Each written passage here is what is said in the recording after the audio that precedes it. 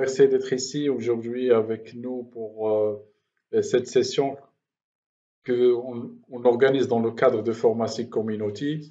Donc, c'est une session parmi les sessions qu'on va programmer très prochainement pour essayer de promouvoir le savoir et le partage et vu que nous avons défini un ensemble de valeurs pour partager, pour essayer de aider les autres à apprendre. Donc nous avons commencé par cette thématique qui est très importante, qui est la base de de système d'information géographique ou bien n'importe quel domaine qui touche la localisation, à savoir la télédétection, la projection, la géomatique, la cartographie. Donc, toutes ces thématiques-là, ils ont une relation avec la projection et avec la localisation. C'est pour cela donc nous avons défini cette thématique qui est la topographie. Et surtout, donc l'idée de commencer avec ces sujets, c'est que l'un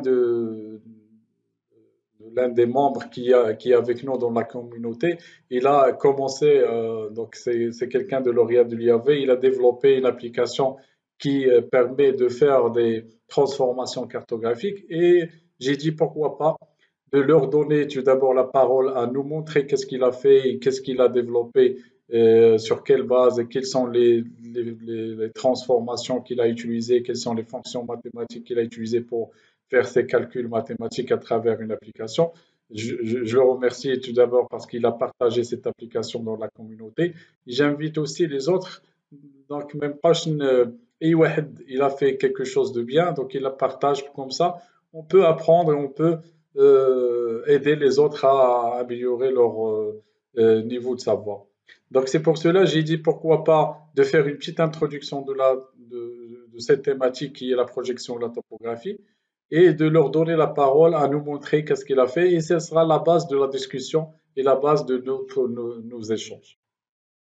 Donc le sujet que nous avons abordé, donc comme j'ai dit, il est très essentiel, surtout parce qui est la base de la science de la géographie et c'est un sujet qui est qu'il faut la maîtriser. Bien sûr, techniquement, des fois, il nous paraît un peu difficile, surtout parce qu'il touche à des fonctions mathématiques. Il faut savoir des bases au niveau de la géodésie. Mais si vous retenez les éléments de base, surtout avec l'existence actuellement des logiciels qui font les calculs et qui font les transformations, c'est quelque chose qui est devenu assez facile. Donc, comme j'ai dit, moi, je vais faire une petite introduction juste pour cadrer un petit peu les discussions. Et je vais, peut-être que s'il y a le temps, je peux faire une démonstration sur ArcGIS Pro pour vous montrer comment les logiciels actuellement du système d'information géographique, il intègre cette notion de topographie, cette notion de transformation cartographique. Et je vais donner la parole à CNS pour nous présenter l'application. Donc, on va commencer. Je ne sais pas si vous avez commencé. Merci beaucoup, monsieur. Si vous voulez dire un mot avant de commencer, avec plaisir. Sinon, on enchaîne directement pour ne pas gaspiller le temps. Donc pourquoi le sujet HEDA? Pourquoi ce sujet est très important? Comme j'ai dit, parce que il permet de comprendre comment on fait une représentation cartographique de D à travers des représentations ou des objets réels sur la surface de la Terre. Donc cette notion de topographie et transformation, il nous aide à comprendre comment les relevés sur le terrain, ils sont représentés sur une carte et comment cette liaison et cette transformation entre une représentation 3D qui est un petit peu réelle, sur des surfaces réelles, sur des surfaces qui ne sont pas mathématiques, comment on peut la représenter sur cette représentation 2D. Bien sûr, il y a des contraintes, il y a plusieurs point qui touche à cette conversion vers une représentation réelle, vers une représentation de D. Si on ne fait pas le bon choix de système cartésien, système de projection, si on n'identifie pas bien le sphéroïde sur laquelle on va travailler, donc on risque d'avoir des déformations de la carte. Et c'est cette projection cartographique qui va être transformée sur la surface de la Terre.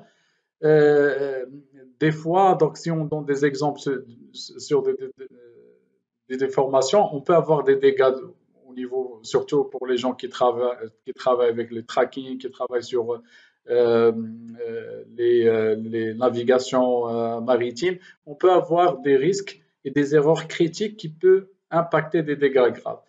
Donc, pourquoi? Parce que si on ne fait pas le bon choix de système de projection, on peut avoir des cartes qui ne sont pas bien projetées, on peut avoir des déformations de distance, des déformations de surface et inversement ça. Et cette déformation et ce décalage au niveau de carte, il est dû à la non-identification de le meilleur système de projection adapté à votre zone. Donc, toujours lorsqu'on fait une transformation des coordonnées réelles vers des coordonnées cartes, donc il faut bien choisir le meilleur système de projection et à travers les autres slides, on va voir cette notion de système de projection. Qu'est-ce qu'on veut dire avec ce système de projection? C'est pour cela, lorsqu'on fait une représentation des dés sur une carte, donc cette carte, il est destinée à des analyses, il est destiné à des prises de décision et les mesures et les surfaces calculées sur cette carte, il faut qu'elles représentent réellement les mesures. Donc, si on n'a pas cette conformité de mesure entre la réalité et entre les mesures de carte, comme j'ai dit, donc on peut avoir des dégâts critiques. Aussi, la topographie, il touche à des projets, à des mesures. Je pense qu'il y a des topographes avec nous. Donc, les mesures topographiques, ils nous permettent à choisir à localiser des parcelles, à mesurer les hauteurs des objets, à mesurer des surfaces des parcelles, ainsi de suite. Et les projets, donc, ils varient bien sûr selon des projets de l'urbanisme, selon des projets d'ingénierie.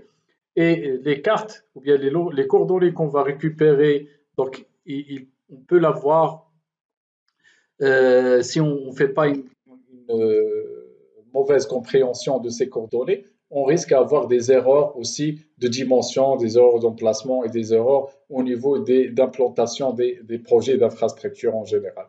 C'est pour cela, si on donne un autre exemple sur ces types de projets, par exemple les grands projets d'infrastructure, les autoroutes, les implantations routières, les implantations des ouvrages, tout ça, ce sont des projets qu'on on fait la conception en amont en se basant sur des mesures et des levées topographiques.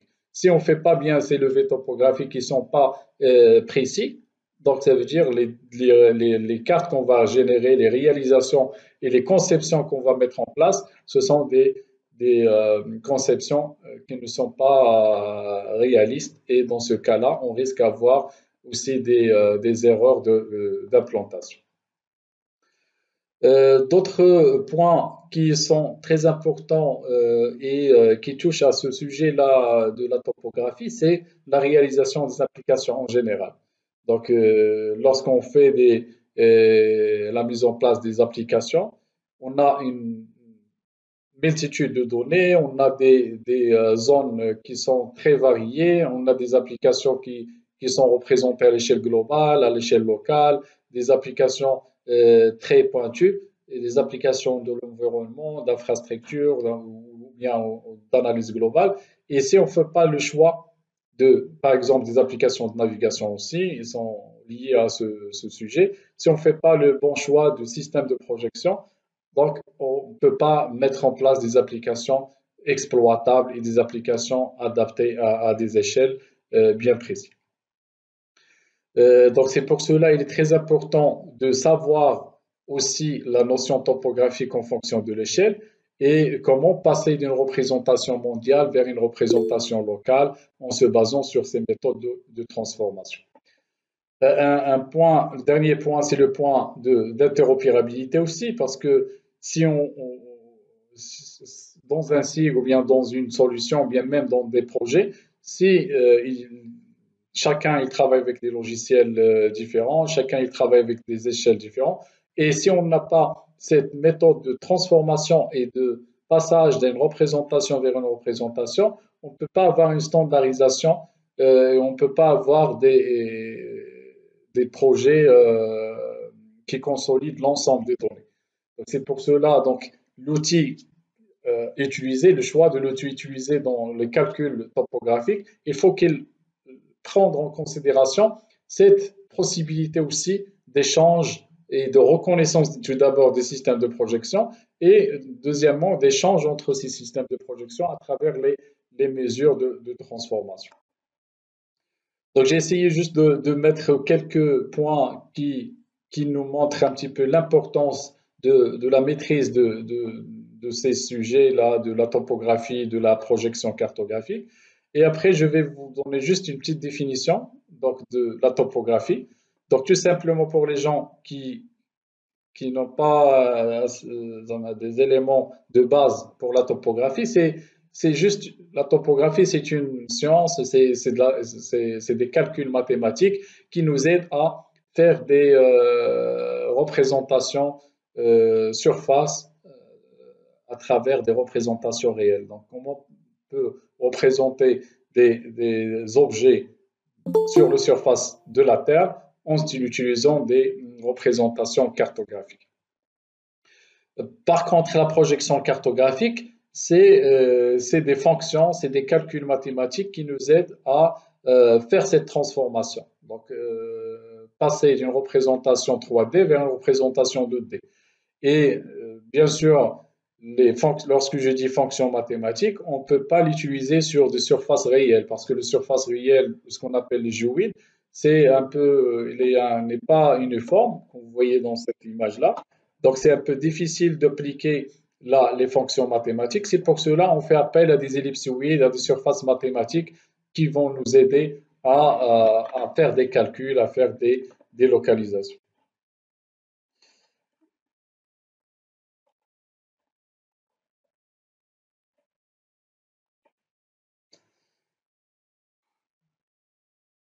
Voilà donc un exemple de système de coordonnées. Un système de coordonnées, donc il y a plusieurs types de systèmes de coordonnées. Donc il y a des systèmes de coordonnées locales, il y a des systèmes de coordonnées verticales, il y a des systèmes de coordonnées euh, géographiques. Et en fait, on peut les catégoriser en deux, soit système de coordonnées verticales et système de coordonnées latérales. Le système de coordonnées latérales, il est divisé en trois. Il est divisé en système de coordonnées géographiques, système de coordonnées projetées et un système de coordonnées locales. Mais les systèmes de coordonnées les plus utilisés, c'est si on travaille avec le 3D, on fait appel à un système de coordonnées verticales, mais généralement sur une représentation de D, nous avons les deux systèmes de coordonnées, un système de coordonnées géographiques sur laquelle on localise des points par rapport au globe terrestre. On peut l'appeler système de coordonnées géographiques ou bien système de coordonnées latitude-longitude, système de coordonnées 3D. Donc, il y a plusieurs nominations. Et il y a le deuxième système de coordonnées, c'est le système de coordonnées métriques, sur laquelle on peut localiser des points par rapport à des référentiels locaux et sur laquelle aussi on peut calculer des distances et des surfaces avec une précision un peu élevée par rapport au système de coordonnées géographiques. Donc, le passage d'un système de coordonnées géographiques vers un coordonnées projetées, donc il nécessite des surfaces de projection. C'est pour cela qu'on fait appel à des surfaces de projection. Aussi, il y a plusieurs surfaces de projection, mais on peut retenir les trois les plus utilisées. Donc, il y a le système de projection plane, le système de projection conique et le système de projection cylindrique. Ici, conique et le système de coordonnées cylindrique. Donc ça dépend. L'idée c'est quoi? C'est transformer une représentation 3D vers une représentation 2D. Et cette transformation, on ne peut pas le faire si on ne fait pas appel à des surfaces de projection. Et selon la situation de zone, la situation des coordonnées, nous, on cherche à avoir le maximum de précision et on cherche à diminuer les déformations de surface et les déformations de distance. C'est pour cela, donc, il faut bien choisir le surface qui reflète réellement votre zone. Donc, si on est dans les zones de l'équateur, on travaille avec des zones projection cylindrique. Et si on travaille avec une représentation globale projetée, donc on travaille avec la projection cylindrique. Par exemple, une projection UTM, c'est une projection cylindrique. Mais si on travaille avec une projection selon des parallèles, on fait appel à des projections de type conique. Donc le Maroc, il adopte la projection conique parce qu'on est dans les parallèles entre le 1 et le 2, je pense. C'est pour cela qu'on adopte cette projection conique. Donc maintenant, pour choisir cette transformation de projection 3D vers une projection 2D, comme j'ai dit, donc il faut avoir aussi une notion de identifier le meilleur sphéroïde sur laquelle on va appliquer les fonctions mathématiques. C'est quoi le sphéroïde ou l'ellipsoïde? C'est le surface mathématique. Donc les gens de la géodésie, il y a des chercheurs et de la recherche en continu pour essayer d'identifier le meilleur sphéroïde qui essaye de modéliser le maximum de surface de la Terre et qui nous aide à localiser et faire des transformations et des mesures mathématiques précises. Donc le sphéroïde, c'est une représentation, donc on a un sphéroïde global qui est le WGS 84 sur laquelle on travaille avec les coordonnées latitude et longitude. Mais si on passe vers des coordonnées projetées, on fait appel à un sphéroïde local. Le sphéroïde local, par exemple au Maroc, c'est Clark 1884 IGN. Et si on passe vers d'autres pays, on peut avoir aussi d'autres ellipsoïdes. Le passage d'un ellipsoïde vers un autre ellipsoïde, c'est la transformation, donc la transformation cartographique. Voilà, donc j'ai essayé de... Donc on va revenir après sur les questions-réponses.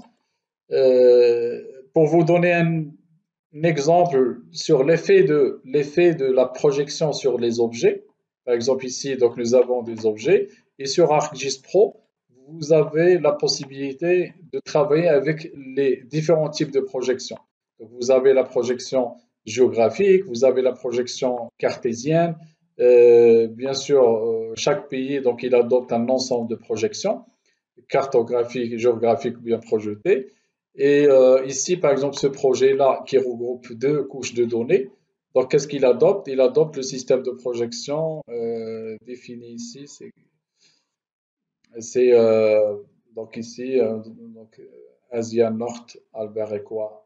Donc ça, c'est un nom de système de projection. Si vous voulez intégrer un autre système de projection, je pense que la majorité des systèmes de projection sont là. Même les systèmes de projection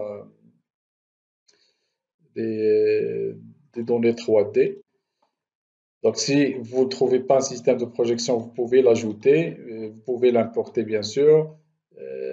Qu'est-ce que je voulais faire? Je vais passer.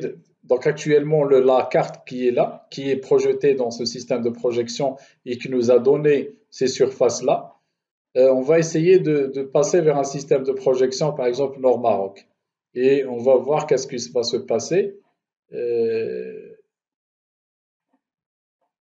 Donc, il a fait la transformation à la volée parce que il a fait la reconnaissance du nouveau système de projection et il a appliqué automatiquement la transformation.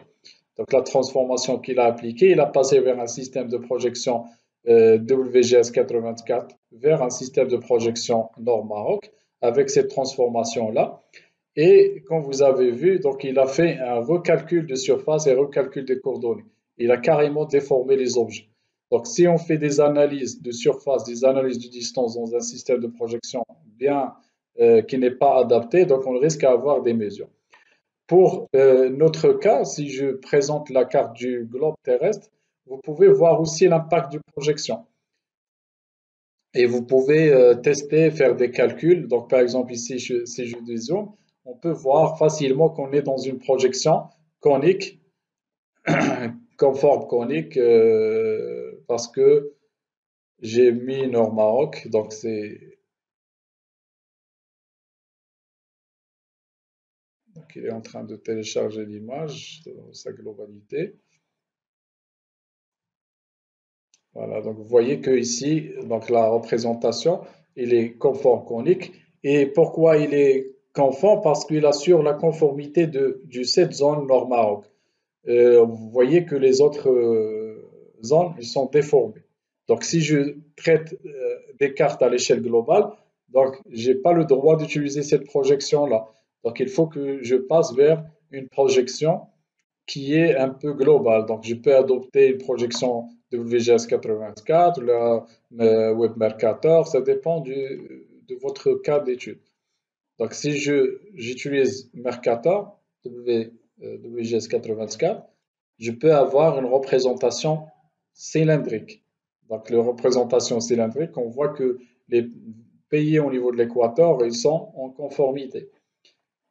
Et ainsi de suite.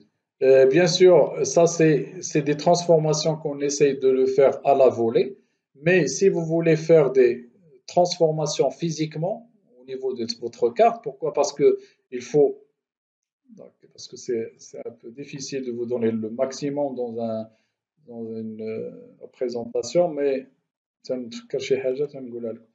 Donc, j'essaie ici de vous montrer qu'il y a deux systèmes de projection. Donc, il y a un système de projection à la volée qui est défini au niveau de la carte. Et il y a le système de projection physique défini au niveau de la base de données. Donc, on peut avoir deux systèmes de projection. Un système de projection physique stocké dans le système la base de données et un système de coordonnées d'affichage. Et les calculs que vous faites au niveau du logiciel, soit QGIS, soit ArcGIS Pro, soit ArcGIS, n'importe quel logiciel, c'est des calculs qui se basent sur la projection de la map et non pas la projection de physique.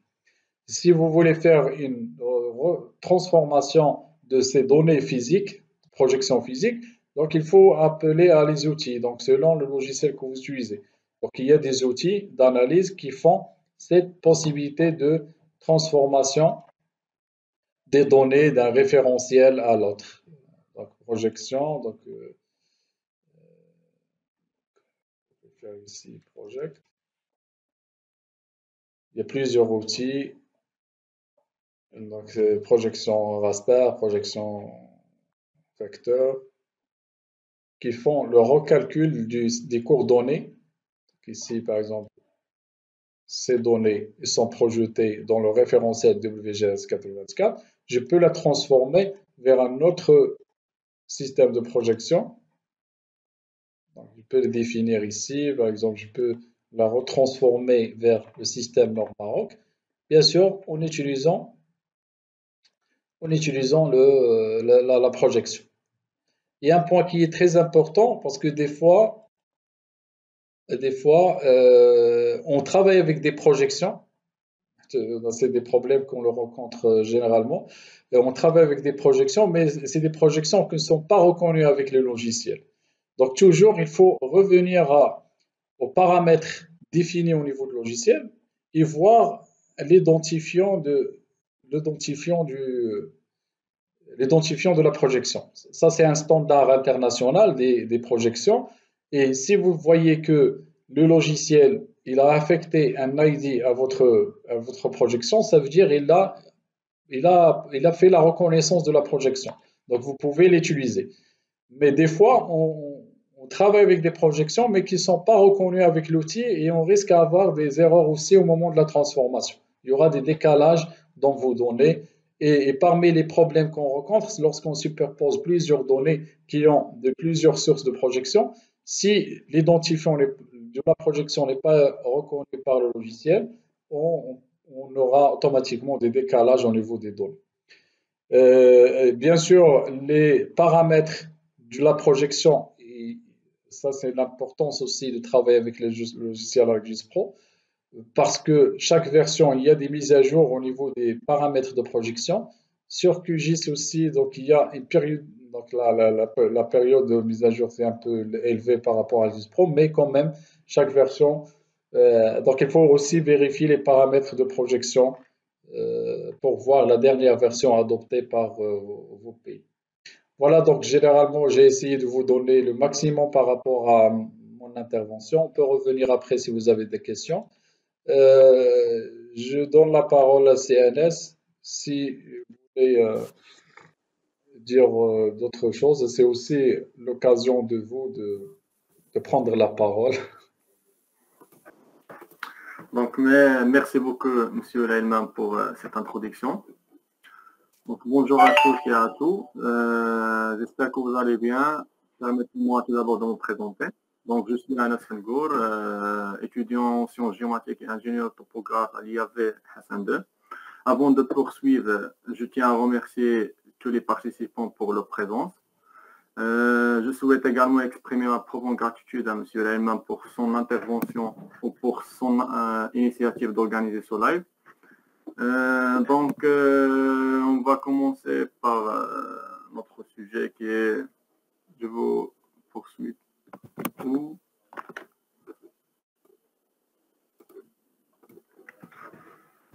Donc, on va voir la continuité de ce sujet qui renseigne sur la topographie et les effets des projections cartographiques. Donc, pour commencer, notre plan se comporte des éléments suivants. Donc, on va commencer par une petite introduction, une petite aperçu sur la topographie. Après, on va voir une petite introduction sur la projection cartographique. Après, la projection qu'on est conforme de Lambert. Après, on va effectuer une petite démonstration de notre application et comment on peut la. Donc, concernant la topographie, comme vous savez, c'est la science qui permet de la mesure puis la représentation. Si on parle de la mesure, on parle soit de la mesure linéaire, soit des mesures angulaires. Et pour la présentation, on parle pour représenter sur un plan et un cadre. Pour la mesure, on parle de la forme et de l'orientation. C'est de la mesure des distances et des angles pour orienter notre parcelle. Mais on a une notion de ce qu'on appelle la localisation, où se trouve ce parcelle par rapport au monde. Et pour cela, on va parler de ce qu'on appelle la référentielle. Donc, ce parcelle-là, il est où au monde? Donc, on a deux types, comme déjà cité par M. Lailman, on a plusieurs types de systèmes de coordonnées. Parmi eux, on a le système de coordonnées cartésien X, Y, Z et un système de coordonnées géodésiques, notamment des coordonnées géodésiques, longitude et latitude. Comme vous savez, la longitude, c'est l'angle entre le méridien origine et le méridien passant par le point. Et la latitude, c'est l'angle entre la normale et l'équateur. Donc, après la mesure, on a la notion de passer à une carte. Donc, pour cela, on va parler un petit peu sur la projection cartographique. Donc, comme principe, la projection cartographique, c'est une transformation mathématique d'une surface terrestre vers un plan. Donc, ce passage est effectué par plusieurs étapes. Comme vous savez ici dans l'image, donc, on a une surface terrestre. Après, on a besoin de passer à une surface ellipsoïdale. Après, un modèle mathématique pour transformer les coordonnées du surface ellipsoïde vers un plan. Donc, comment on fait ça? Donc, on a une surface initiale qui est l'ellipsoïde. Après, on a besoin d'une surface intermédiaire, comme il a déjà cité par M. Lailman. Il y en a plusieurs, mais parmi les trois les plus utilisables, c'est cylindrique, conique et azimutale. Et on a ce qu'on appelle la surface projetée. Donc, concernant la partie cylindrique, voici la projection cylindrique. Donc, les méridiens et les parallèles sont orthogonales. Et pour la projection conique, voici l'apparition dans le plan. Et voilà la projection azimutale. Donc, chaque transformation, comme vous savez, c'est impossible de transformer une surface terrestre vers un plan. Donc, va engendrer plusieurs de déformations. Donc, on a plusieurs de déformations. On a des déformations soit ponctuelles, soit linéaires, zonales ou des angles. Donc, concernant la déformation ponctuelle, c'est lors de la transformation d'un point de la surface terrestre vers la carte, la distance aussi, les angles et la polygone. Pour mieux comprendre ça, voici un exemple plus détaillé pour transformer d'une sphère à une carte sans transformation. C'est tout à fait de connaître les points d'intersection entre les parallèles et les méridiens et effectuer une grille avec des parallèles et des méridiens orthogonales et de joigner entre l'intersection, et voici la déformation. On a une grande déformation entre ces deux. Donc pour cela, on a besoin de comprendre la notion de classification. Comment peut-on classifier la projection? Donc la projection cartographique est classifiée en trois parties. Selon la nature de déformation, selon la nature de plan de projection et selon l'axe de révolution. Donc concernant la nature de déformation, on a soit des déformations, on a soit coniques, soit conformes, soit équivalentes ou aphylactiques.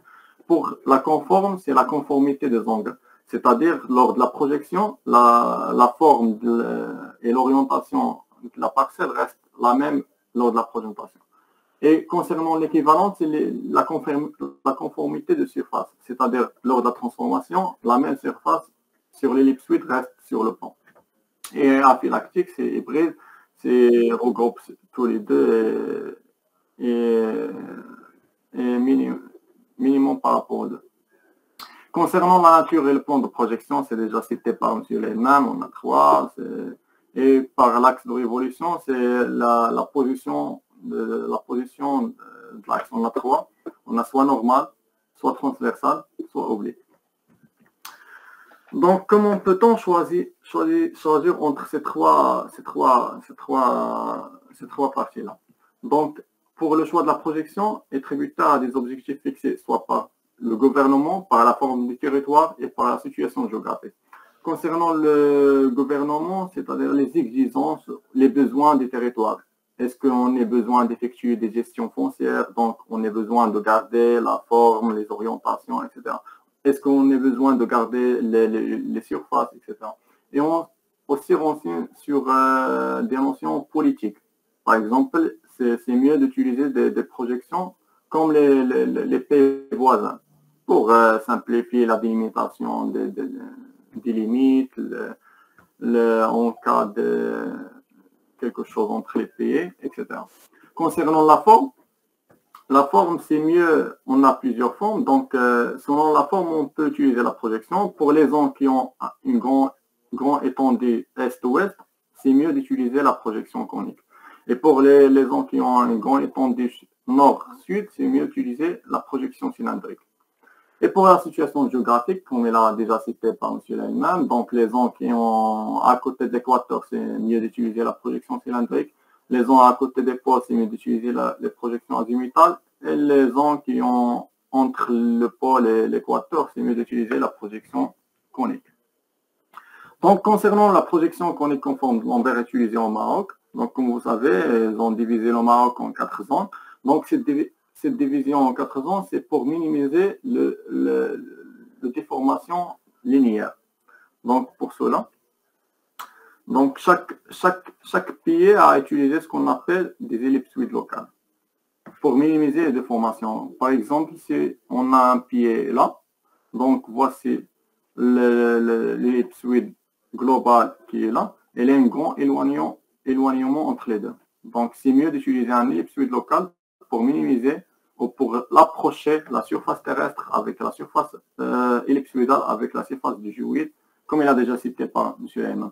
Donc, chaque ellipsoïde a des informations définies par son premier grand axe, son grand axe et son demi-petit axe, comme vous voyez ces informations. Donc, pour la zone Meshish, les paramètres de la zone Meshish, voici les paramètres de la zone Meshish utilisés pour la projection cartographique. Voici les longitudes méridiennes, les latitudes des parallèles pour les 4 zones. Donc, pour cela, on va parler un petit peu sur l'application qui a déjà utilisé ces paramètres-là pour effectuer cette application. Donc, cette application consiste à effectuer 3 parties. Donc, la première partie, c'est la calcul des paramètres de la projection conique. Le calcul des paramètres ainsi que le coefficient de déformation linéaire. Et on va voir en détail sur la présentation. Après, la deuxième partie, c'est de la calcul des coordonnées entre 2 points sur l'ellipsoïde. Après, le calcul des coordonnées entre 2 points sur le plan et voir la différence entre les deux. Et la troisième, c'est le calcul des coordonnées entre plusieurs parallèles et plusieurs médias. Après Après, on a l'exportation des résultats et les références utilisées. Donc, concernant la première partie, donc, s'intéresse à calculer le coefficient de déformation linéaire. Comme vous savez, le coefficient de déformation linéaire, c'est la distance mesurée sur l'ellipsoïde par rapport à la distance mesurée sur le plan. Donc, il est préférable de trouver L égale à 1, K égale à 1. Donc, K égale à 1, c'est toujours par rapport à un méridien à parallèle central. C'est le parallèle d'origine, comme vous voyez ici dans la table. Dans la zone 1, on a le parallèle qui a à 33 degrés 18 secondes. Dans la zone 2, on a 29 degrés 42, la zone 3, etc. Donc, ils ont trouvé que quand c'est loin le parallèle d'origine, on a une petite déformation qui est différente de 1. Donc, ils ont pensé à fixer l'erreur, ce qu'on appelle l'epsilon, c'est la tolérance, l'erreur maximum à trouver, c'est de 1,308. Donc, c'est ça la tolérance effectuée. Pour cela, ils ont divisé le Maroc en 4 zones. On va voir ça théoriquement. Après, on a la deuxième partie qui est la transformation ou le calcul de coordonnées entre deux points, donc sur l'ellipsoïde et sur la carte. Donc, vous voyez, quand on a utilisé la zone adéquate avec phi et lambda réel, donc la zone 3, elle est entre à peu près 27 et 24 degrés. Donc, la distance trouvée sur la Terre et sur l'ellipsoïde, sur 200 000 mètres à peu près, c'est de 60 mètres de différence entre les deux. Donc, c'est acceptable. Mais lors de la comparaison entre la même zone, les mêmes paramètres, mais à des zones différentes. Donc, voici la différence. Donc, la zone 2, avec les paramètres de la zone 2, voici, c'est avec 200 000 mètres à peu près, c'est de 62 mètres. Contrairement lorsqu'on change la zone sur la zone 4, voici, c'est 1361. Donc c'est un grand écart, voici, c'est de 1289 mètres. Donc c'est très, très important de le mieux choisir la zone étudiée. Et la troisième partie, c'est le calcul des coordonnées entre plusieurs longitudes et plusieurs longitudes et plusieurs latitudes et transformer en carte pour voir l'apparition de la déformation des coordonnées. Donc, pratiquement, voici les résultats donnés pour une grille des méridiens et des latitudes. Voici une cône. Quand on s'éloigne de latitude d'origine, on a plus de déformations. Et pour cela, ils ont pensé à découper le Maroc en 4 zones. Et voici la quatrième partie, ça consiste à transformer les résultats sous forme Excel et un manuel qui explique les formules mathématiques utilisées, les projections cartographiques utilisées. Et voici le lien d'application pour le téléchargement. Je vais le montrer comment. Et aussi, voici aussi un référentiel, c'est dans format SIG Academy. Voici c'est un cours Artis Pro qui dans des informations sur la projection cartographique. Voici l'idée. Et merci pour votre attention. Et maintenant, je veux partager avec vous ce lien-là pour voir comment peut-on installer l'application. Donc, il suffit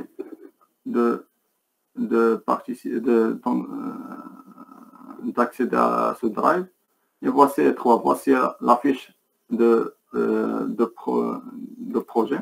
Donc, la description générale du projet, les outils utilisés pour développer ce projet, l'objectif de ce projet, l'avantage, etc. Et voici la licence, et c'est le code pour installer l'application. Et voici l'installation de l'application, comment se fait. Donc, voici déjà installé. Je vais l'extraire ici. Extraire.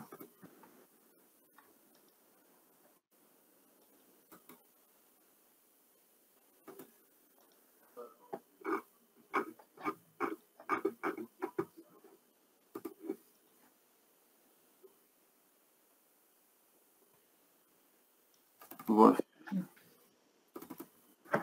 Il se fait de double-clic.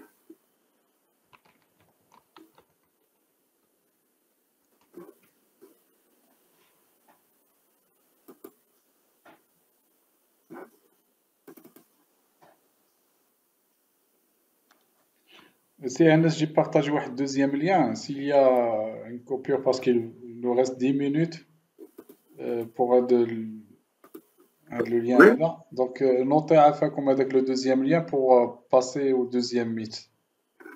Donc, les messages. Comme ça, donc on peut continuer sur le. Je l'ai partagé sur le chat d'IL Google, mais je vais quand même le mettre là.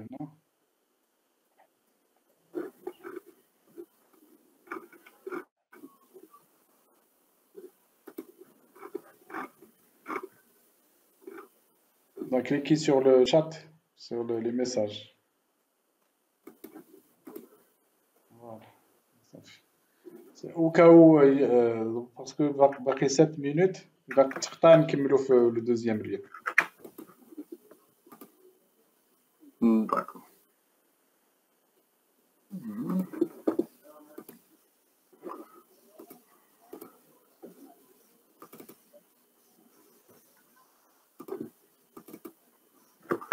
Donc l'installation, elle se fait comme ça. Double-clic. Le Après, développement CNS d'air sur quel langage? Python, voici Vous l'avez fait sur Python. oui, voici non, le fiche projet. Ça marche. Voilà technologie de Combien il a pris Python combien vous a avec les pris du temps? bibliothèques utilisées. Ah, Cheikh Dakoum de l'Ours, combien du temps vous l'avez consacré pour développer تقريبا 3 semaines. 3 semaines. Hmm. Ou derrière, il a été vérifié par Ah, topographes ou par le professeur. un professeur. Hmm. C'est quel professeur? C'est Mouha. Ouais, c'est moi qui a travaillé avec. Hmm. Donc, l'installation, vous choisissez votre langue. Après, OK. Après, maintenant, le code, vous trouvez sur le Drive. C'est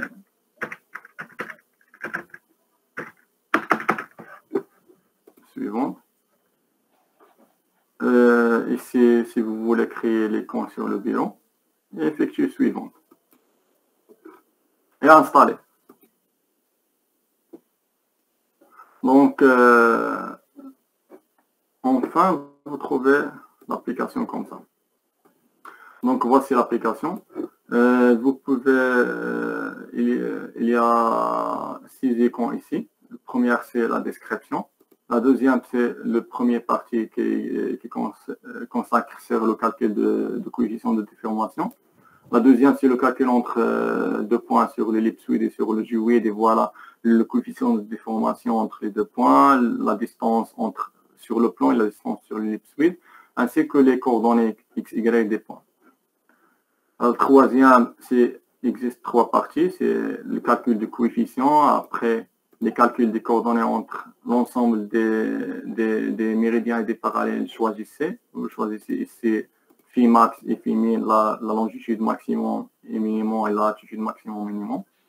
Après, l'exportation en format JSON, shapefile et Excel pour visualiser dans QGIS, on va faire maintenant. Et après, la visualisation de l'enfant cartographique. Et finalement, la transformation, l'exportation des calculs. Donc, voici ces boutons-là, ils sont appliqués juste après le calcul des paris. Et ça, c'est le référence. Non, c'est le manuel de Moha. On va le voir après. Donc, concernant la première partie, donc, il suffit de choisir la zone à travailler. Saison 1, 2, 3, 4, on va travailler avec la zone 1. Après, les nombres de lignes, c'est par exemple 10, avec une pas de variation de phi. Donc, cette première partie, elle donne la variation de phi en fonction de temps. Variation des longitudes en fonction de temps. Donc, combien de lignes vous voulez entrer, c'est-à-dire 10 ou 20 ou 1000. Après le pas de variation, par exemple 0,3. Et on calcule. Et aussi, vous trouvez qu'il a commencé par le phi de la zone 1 origine. Voici, c'est 33,18. C'est à peu près 33,18. 33,3 lors de la passage vers le degré. Si on passe à voir, c'est k égale à peu près 1. C'est égal à 1. Il y a une erreur ici, j'ai pas transformé la version finale. Et voici la fonction de k en fonction de phi. Voici quand c'est loin en latitude phi d'origine, latitude origine, on a une augmentation de k.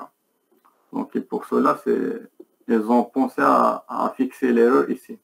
À peu près, c'est de 0,0008. Je vais vous montrer la version finale pour mieux comparer les calculs. Voici la version finale. À peu près, non?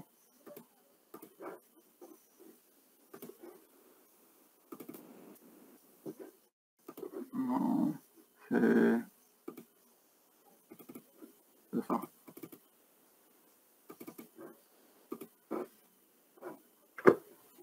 Donc après, on va autour à cette partie. Donc la deuxième partie, comme vous voyez ici, vous choisissez la zone de calcul. Après, vous effectuez entre vos parallèles. Par exemple, 0,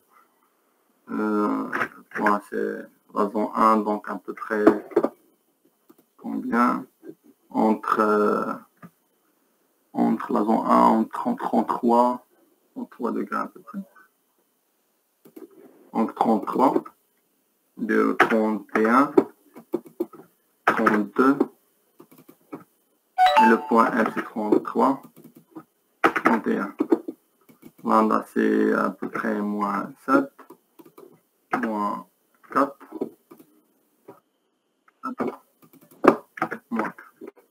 Les calculs. Et voici la différence entre la distance mesurée sur le plan et la distance mesurée sur l'ellipsoïde. Pour la partie 3, il suffit de choisir aussi la zone, par exemple la zone 2. Pas de variation, c'est 0,1 pour voir une minimum entre les points. Phi max, on va écrire 23,4. Ici 28,1, c'est 0,1, c'est 24, etc. Après, on fait le calcul. Après, next, après, on calcule. Après, on exporte ces coordonnées. On va effectuer format la test. Je rappelle. Format C. 1. Export chez file. Format C. 1. Export Excel.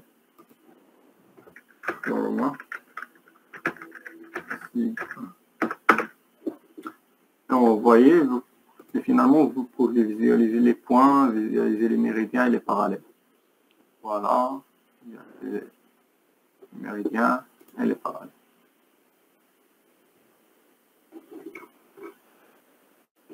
Et voici les méridiens de la zone 2. Voici à peu près, c'est de la zone 2 au Maroc. C'est à peu près entre Rabat et Marrakech. Et voilà. Et finalement, vous pouvez exporter les fichiers de calcul. Le premier calcul, le deuxième et le troisième. Et on va finir ici. Donc, concernant la première partie, j'ai un petit problème au niveau de cas. J'ai oublié de multiplier par une constante. Voilà la corriger, la version finale. Je peux te donner la deuxième version.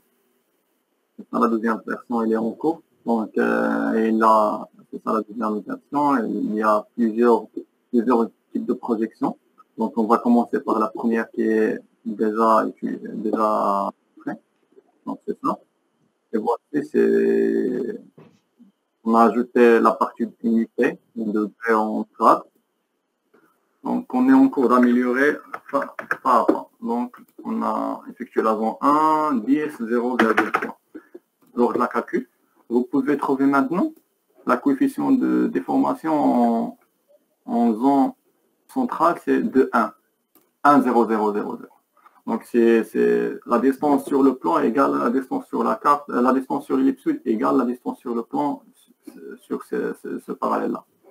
Et voici quand c'est loin de la projection, quand c'est loin de ce parallèle, on a la déformation s'augmente. Voici 0, 0, 0, 1, 5, 3, 0, 3, 0, 3, 0, 3, etc. Si on ajoute ici 20 lignes, ici le maximum c'est 3, 0, 3. Voilà, c'est 2, 0, 1. 2, 0, 1, 2, 3, 0. Si on effectue 100, voici la déformation. Jusqu'à 0, 0, 3, 1000, c'est à peu près très beaucoup. Ça engendre des erreurs. Donc c'est ça. Et finalement, pour l'installation est terminée. Et vous pouvez trouver l'application dans le bureau. Il est là. Merci beaucoup, CNS. Merci beaucoup. C'est très intéressant et très important. Je vous félicite, Salah. Je vous félicite. Peut-être qu'il faut enregistrer l'application avant de le partager. Et pensez aussi de développer ce format web pour que tout le monde peut accéder et découvrir l'importance de voir l'impact de la déformation et le choix de la projection. Vous pouvez importer les points sur QGIS et voir le pas de projection, le pas de déformation. C'est clair. Peut-être que c'est le temps de passer le deuxième lien pour donner la parole les membres s'ils ont des questions. Donc,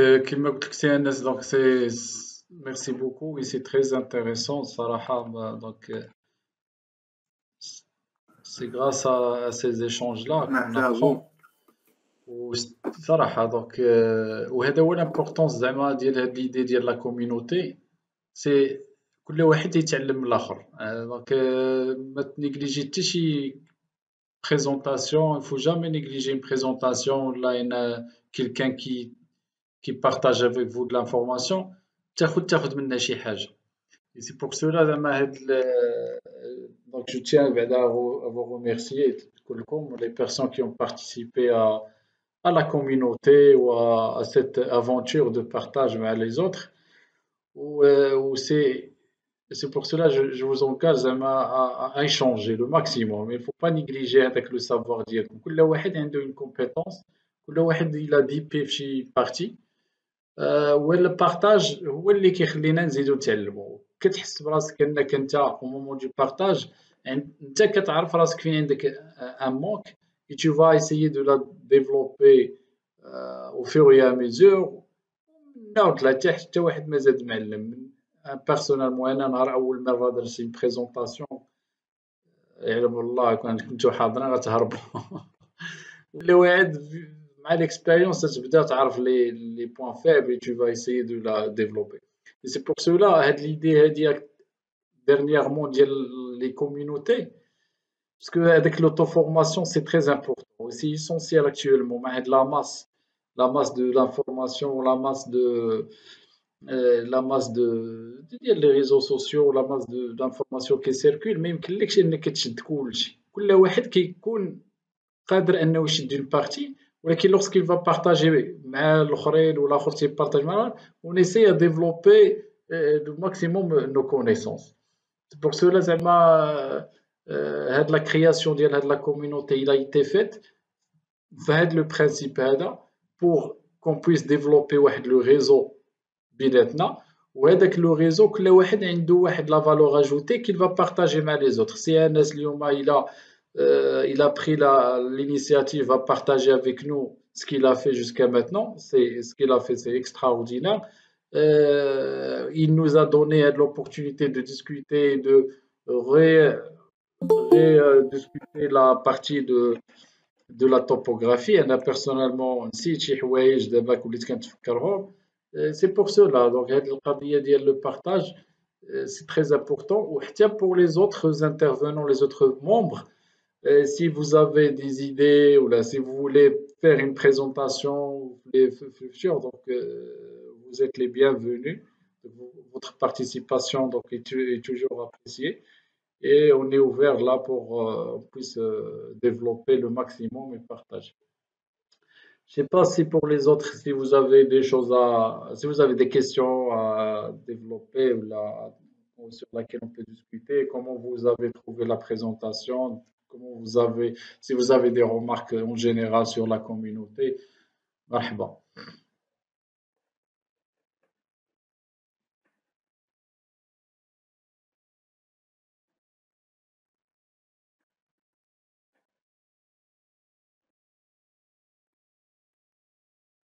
Je vous dis que ça, c'est juste un départ. Inch'Allah, il y aura d'autres présentations. On est en train de préparer avec d'autres experts qui vont faire des interventions avec nous. Et comme ça, on va essayer de voir même les actualités, voir même les tendances, les thématiques en relation avec le domaine de la géomatique en général.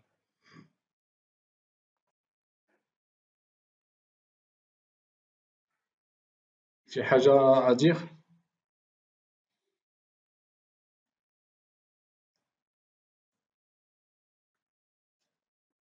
J'aimerais bien avoir vos retours et lesquels. Sinon,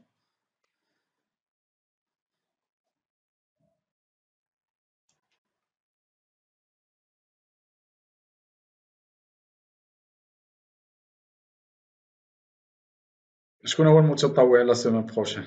ماشي la semaine prochaine, oui. Une autre date sur un autre sujet.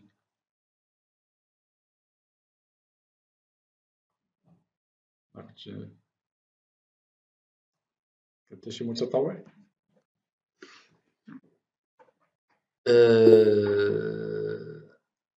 Donc, l'essentiel, c'est que restez connectés avec nous, la communauté.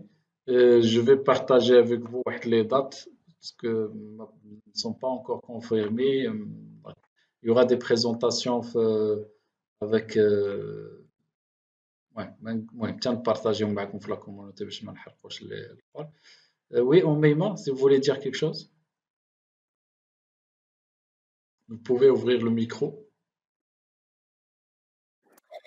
Salam alaikum. Salam alaikum. Présente, premièrement, je suis Omeima Dhani. Ça le fait. De Castelef, filière télédétection ici. Ça le fait. أولا نقول برافو للسي ان اف على هاد لابليكاسيون، جي ترو ايمي سا، وبغيت نشكرك على حساب هاد ليدي ديال لا كوميونيتي ديال السيكل. شكرا. فريمون فرحت نهار شفتها طلعت لي في لينكدين وفرحت، قلت زعما غادي نستافدو شي حاجه اللي في الدومين ديالنا و غراتويت، فريمون شي حاجه اللي كتفرح. وشكرا. ميرسي بوكو. وفكرتيني بواحد القضيه انني بزاف الناس نتلاقاهم مازال ما واصلاهمش الاخبار. ما عرفتش علاش.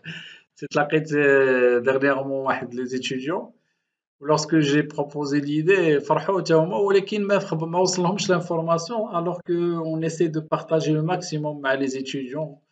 باسكو صراحه حنا في الوقيته اللي كنا تنقراو ما كانش هادشي، ما كانش عندنا واحد les des portes ouvertes avec des gens qui partagent avec nous.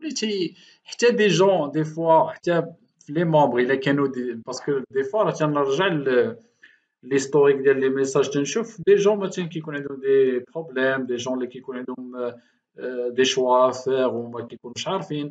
هذاك le partage تيسهل عليك وتيربحك بزاف د الوقت. Pour cela, مثلا واحد سابقك tu veux faire واحد le choix ولا un choix ديال un sujet ولا un choix ديال une opportunité ولا je sais pas moi. إلا كان واحد سابقك راه غيربحك ديك l'expérience ديالو كلها كيبارطاجيها معاك. حنا ولكن أنا جو فوا كو لي ماروكان باقي عندهم هاد لو بروبليم دو بارطاج. المهم ما عرفتش علاش. انا داخل في دي كوميونيتي على l'échelle internationale. لي جون يبارطاج لو ماكسيموم اي حاجه داروها تي بارطاجيوها باسكو اقتنعوا انه لو بارطاج هو اللي تيخليهم يتعلموا. باغ كونطخ الا كل واحد كيبقى حاقر، حيت المغاربه حنا تنحشموا تنحقروا من هذاك الشيء اللي تنديروا، الوغ كو مثلا درت واحد لو تروك سامبل وكتبارطاجيه راه سي ديجا هذاك راك دخلت انت في واحد البورسونتاج ديال 2% من هذوك الناس اللي كيبارطاجيو. وان شاء الله دوك انا النصيحه اللي تنقول لكم سي كو باسكو انا تنشوف كاينين دي نتوما هنايا قلال، ولكن كاينين دابا كاينين دي زونيفرسيتي اللي فريمون عندهم ان بروغرام دو فورماسيون كي فريمون نول.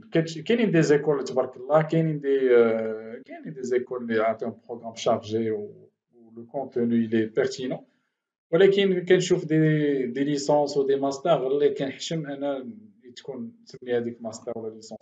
سي بور سولا الا كان شي واحد من هذوك الناس راه خصو يقرا بوحديتو، خصو يدير واحد لوطو فورماسيون بوحديتو، يتعلم يشوف شنو كاين، يشوف كومون يفا ابروند، باسكو ما يعولش على هذيك 2 زون ولا اون اني دو فورماسيون غتسالي ويخرج خاوي ما يلقى حتى شي اوبورتونيتي. ودابا ولات ما بقاش لو ديبلوم هو اللي تيخليك تخدم، خص شنو كتعرف شنو هز معاك. بيان سور هذاك لو ديبلوم il est important، ولكن شنو هز معاك il est beaucoup important. اي والله يسهل عليكم كاملين والله يوفق. نتمنوا اننا ان شاء الله نساي دو ديفلوبي بتيت ا بتي، واحد النهار جاي نوصلوا لواحد لي زوبجيكتيف كون ديفيني او ديبار، واحد لي فالور كون aimerait bien de l'avoir et de le généraliser pour l'ensemble. شكرا سي انس، ميرسي بوكو بور لينيسياتيف، ونتمنى ان شاء الله اننا نتلاقاو في نوتر اوكازيون. انا غادي نبارطاجي معكم باسكو جي دي انترفونسيون في دوطر ايفينمون، جو في بارطاجي افيك فو pour assister.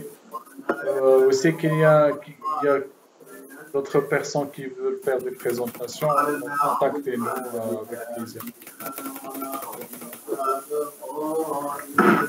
بارك الله عليكم وعلى بروشان ان شاء الله. ماشي شكرا مسيو. بارك الله عليك سي انس، ميرسي بوكو. شكرا.